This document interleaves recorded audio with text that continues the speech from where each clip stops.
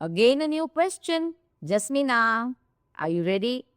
આપણે બધા બેઠા હતા અને એમાં તે એક વાત કરી હતી કે વાલ્મીકીજીની પહેલા હનુમાનજીએ રામાયણ લખી હતી. આઈ ડોન્ટ બિલીવ ઇટ, કારણ કે મેં તો હંમેશા એમ જ સાંભળ્યું છે કે વાલ્મીકીજીએ લખી હતી. હનુમાનજીએ લખી હતી એ તો બિલકુલ ખબર નથી. એટલે મેં તને પ્રશ્ન પૂછ્યો કે Jasmina, what is the truth? Please let me know. તો તે શું કીધું?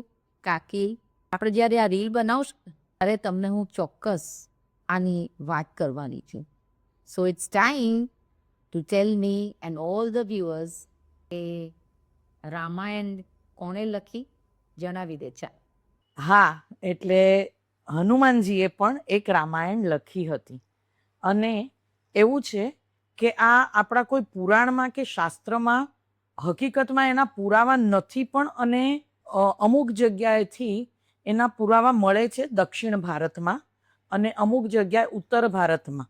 એટલે પણ શાસ્ત્રીય પુરાવા નથી ને, એટલે આ વધારે પ્રચલિત નથી. હવે વાત જાણે એમ છે કે હનુમાનજી જ્યારે સીતા માતાને લઈને બધા પાછા અયોધ્યા આવ્યા અને રામ ભગવાનનો રાજ્યાભિષેક થયા પછી હનુમાનજીને એમ થયું કે મારા પ્રભુની આ જે આખી કથા છે એ ક્યાંક તો લખાવી જોવે, તો લોકોને એની ખબર પડે અને લોકો સુધી આ પહોંચવું જોવે. એટલે એ પર્વતોની ઉપર, શિલાઓ ઉપર પોતાના નખથી આખી રામાયણને લખે છે.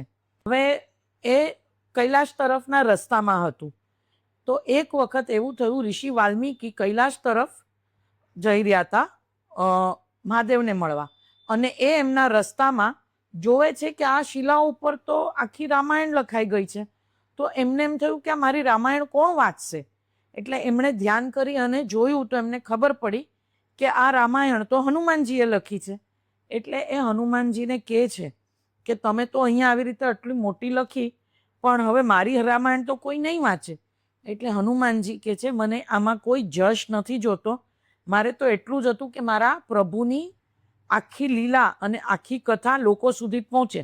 એટલે એ એમની પોતાની રામાયણને સમુદ્રમાં વિસર્જિત કરી દે છે અને એમનો નષ્ટ કરે છે.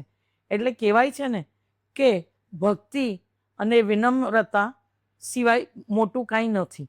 એટલે હનુમાનજીએ શ્રી રામની ભક્તિ માટે પોતાની વિનમ્રતા બતાડી અને એમણે કરી બતાવ્યું કે હું ભક્ત જ છું અને મારા પ્રભુની બસ કથા બધે પ્રચલિત થાય.